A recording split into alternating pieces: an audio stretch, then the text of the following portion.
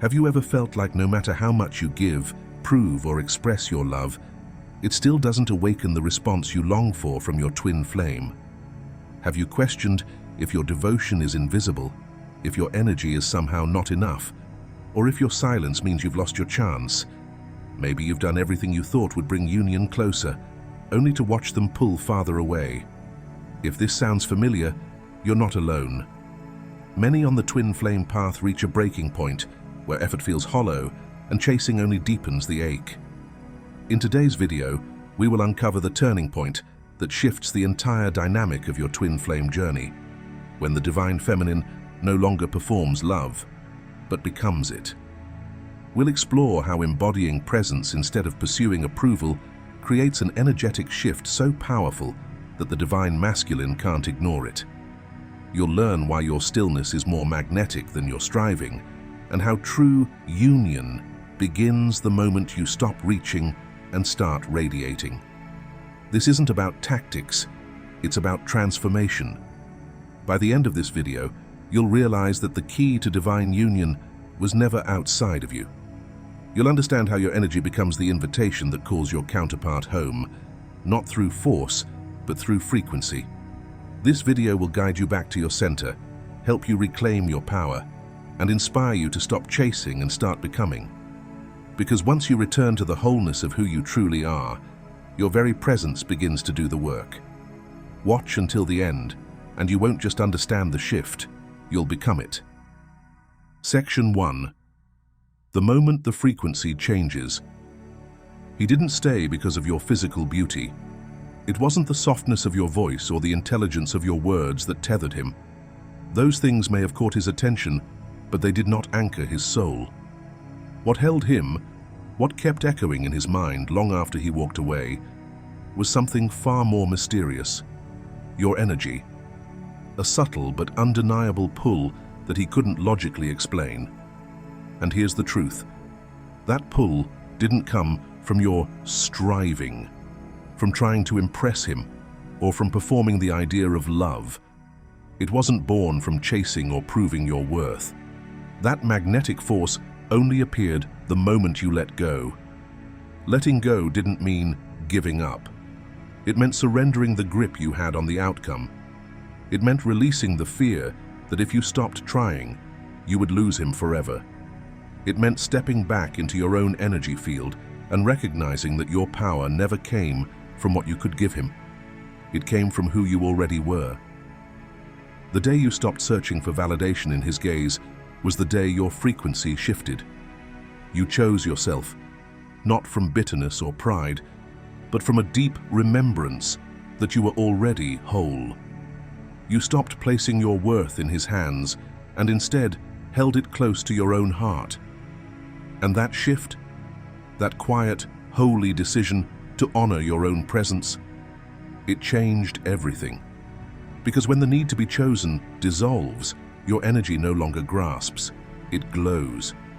Your presence becomes less about asking and more about activating. And presence, true grounded presence, is magnetic. It doesn't need to explain itself or fight to be seen. It simply radiates, and in doing so, it calls everything meant for you into alignment. He may not have known what changed.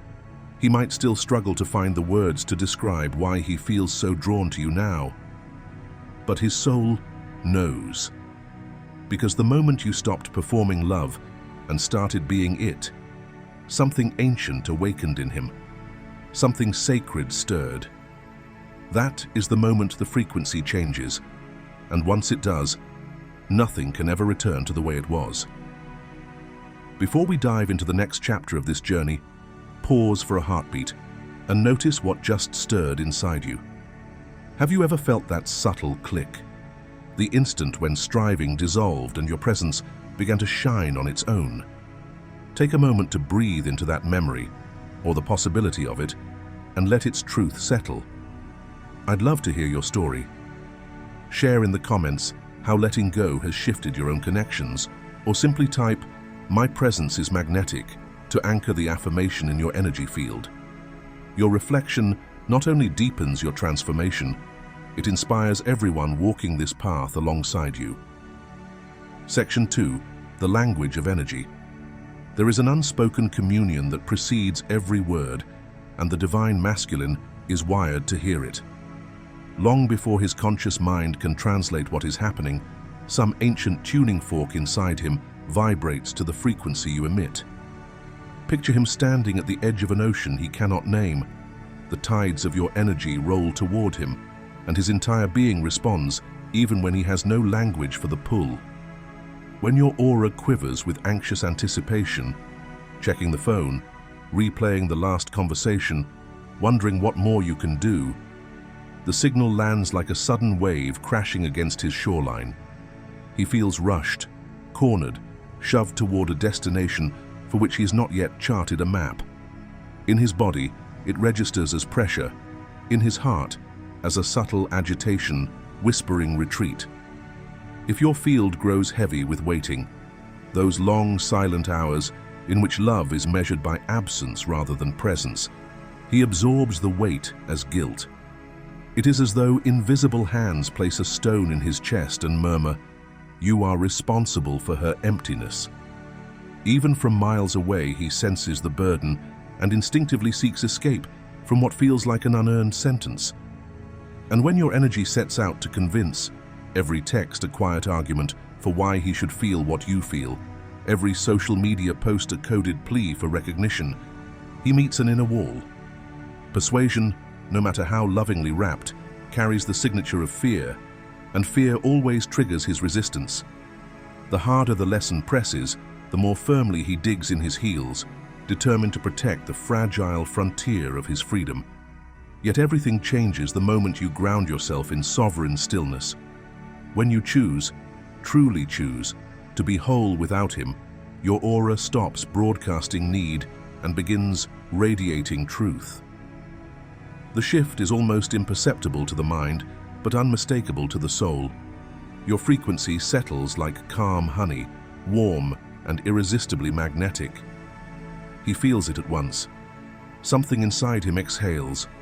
The pressure lifts, the guilt dissolves. The wall he built in self-defense begins to crumble. What remains is a single crystalline sensation he cannot explain with logic. Home. From that point forward, subtle ripples spread through his reality. He dreams of you without prompting. A song you both loved finds him on a random playlist. Childhood memories surface with startling vividness, colored by an inexplicable nostalgia that feels both sweet and urgent. License plates, repeating numbers, and whispered names line his daily path like breadcrumbs. None of it is coincidence. Each sign is the universe's way of saying, alignment is in motion. Understand this language, and you need not utter another persuasive word. Your steadiness becomes the invitation, your peace, the portal. The divine masculine will follow the soundless call, not because you pulled him, but because in becoming your truest self, you unlocked the only map he was ever meant to read. Section 3. The mirror of wholeness. There is a sacred alchemy at work whenever you choose to heal yourself. Although you do not set foot on this path to rescue anyone, the very light that stitches your own fractures illuminates the dormant places inside him as well. He may not speak of it, may not even comprehend it with his conscious mind, yet your rising clarity unfurls like dawn across a darkened landscape, casting new definition on everything he thought he was. A woman who glows with need is like a candle in gusty wind. One moment brilliant, the next extinguished by her own longing. Her energy flickers because its fuel is external: attention, reassurance, proximity.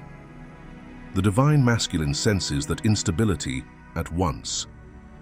Instinctively, he keeps his distance, not out of malice, but because the flame feels fragile and demands a vigilance he is not yet ready to provide. Contrast that with the woman who glows with truth. She doesn't hustle for validation or perform perfection to earn a seat at love's table. Instead, she anchors into her body, breath, and boundaries as naturally as roots grip fertile soil. Her radiance is self-sustaining. It widens rather than wavers each time she honors her authenticity, whether she chooses to speak, to stay silent, or even to step away. In her presence, he encounters a steadiness that neither flatters him nor faults him. It simply is. This shift, from performer to embodiment, reconfigures the entire dynamic. Where once your magnetism tugged at his unhealed wounds, now it offers an unclouded mirror. You are no longer asking him to fill your empty spaces. You are holding up a crystal reflection of who he might become if he ceased running from his own depths. The image startles him. He sees the man he could be, grounded, courageous, integrated, and feels both the ache of distance from that ideal and the thrill of its possibility.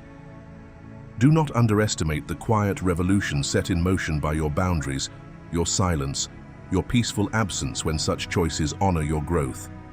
Each act of self-respect sends a subtle frequency into the field. I am whole. Wholeness is possible. Come if you can meet me here. It is an invitation without coercion, a summons without words. Some days he will try to ignore the call.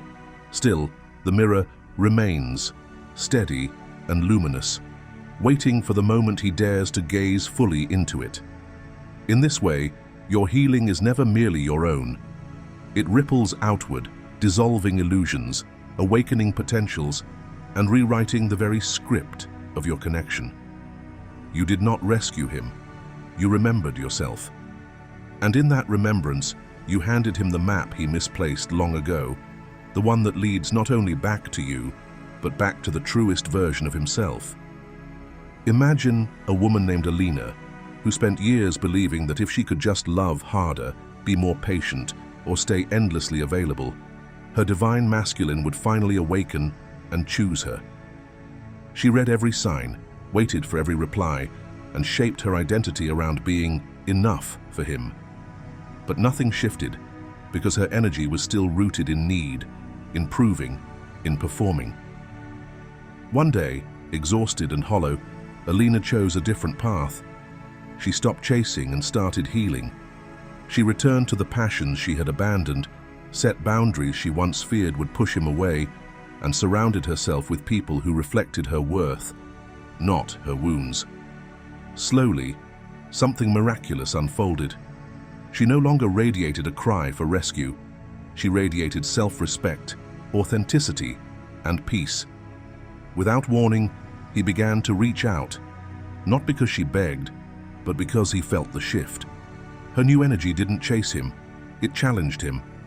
In her wholeness, he saw his own fragmentation, and for the first time, he wanted to rise, not to please her, but to meet her. Alina had become the mirror, not the magnet, and in that reflection, he finally saw the man he was meant to become. This is the quiet power of feminine embodiment. When you stop trying to change him and start remembering yourself, everything begins to transform. Section 4. Presence over performance. There comes a powerful turning point on the twin flame journey when the divine feminine ceases to perform love and instead becomes its living embodiment. In this moment, her energy no longer demands, persuades, or pleads. It simply exists, anchored in truth, radiating quiet strength. The divine masculine does not respond to pressure, convincing, or unspoken expectation. He responds to presence, pure, grounded, unattached presence. When the energy shifts from performance to authenticity, something in him softens, remembers, and begins to stir. Your presence is no longer an unspoken plea to fix what once felt broken. It is now an open, sacred invitation, a doorway back to what is real, untainted, and timeless. The stage you once stood upon, acting out your worthiness through giving, pleasing, or waiting, has dissolved. In its place stands a temple, not made of words or proof, but of stillness, integrity, and light. And in that temple, his soul recognizes something he didn't know he was searching for: safety. Not the kind built on emotional dependence, but the rare kind that allows him to be fully himself. In this sanctuary of your new energy, he is not being asked to be anything. He is simply free, free to choose, free to come closer, free to walk away and return again without the invisible chains of guilt or expectation. Here, he begins to remember who he is without needing your light to hold him together. He no longer feels the pressure to earn love, to be perfect, or to show up in ways he doesn't yet understand. Instead, he encounters love in its purest form, liberty. And it is this freedom, this love offered not as an obligation, but as an invitation, that becomes the most potent catalyst for his awakening. True transformation does not come from control or convincing. It comes when love says, "You are free, and still, I hold space for you." In the presence of this energy, the divine masculine does not just feel love. He feels safe enough to become it. If you've made it this far, it means something in these words resonated deeply within you. Perhaps a memory, a feeling, or a quiet truth you've always known. Take a moment to pause and reflect. Have you felt the shift from performing love to simply embodying it? Has your presence, without pressure, begun to speak louder than any words ever could? We would love to hear your story. Share your experience in the comments below, or simply affirm your journey by typing, "My presence is my power." Let this be your declaration that you are no longer waiting to be chosen, but choosing yourself in every breath. Section 5. The Sacred Paradox. There comes a mysterious and sacred shift in the energy between twin flames, one that cannot be orchestrated through force, persuasion, or emotional intensity. It is a paradox only the soul can comprehend. The more you release your need for his validation, the more deeply he begins to feel your essence. Need speaks in the language of the mind, urgent, loud, and often misunderstood. But alignment, true alignment, speaks directly to the soul. It whispers, it steadies, it awakens. As you detach from the compulsion to be seen, to be chosen, or to be claimed, something powerful begins to unfold. Your silence is no longer interpreted as absence or rejection. Instead, it becomes a powerful invitation, an energetic offering of space, peace, and presence. No longer mirroring his turbulence or echoing his confusion, you become a steady beacon of clarity. You radiate calm, not because you no longer feel, but because you have anchored yourself in truth. And that truth is magnetic. Your energy no longer begs to be recognized, it simply is. And in that stillness, something within him stirs. Not out of guilt, not out of obligation, but out of remembrance. Your essence calls him back to himself. Your detachment is not a wall, but a mirror, reflecting his own chaos while offering an alternative, peace. In this dynamic, he may pull away, surge toward you, or hover in hesitation. He may oscillate between fear and curiosity, between resistance and yearning. But every wave he rides, every retreat and return, tells the same story. Once a soul has glimpsed its own reflection in the eyes of someone who is whole, grounded, and no longer performing love, it cannot unsee that image. That vision, once planted, becomes a compass. It lingers in his memory, in his dreams, and in his energy field. It quietly begins to unravel the illusions he once clung to. He is no longer chasing a fantasy or running from a wound. He is circling something real, something whole. That is the paradox.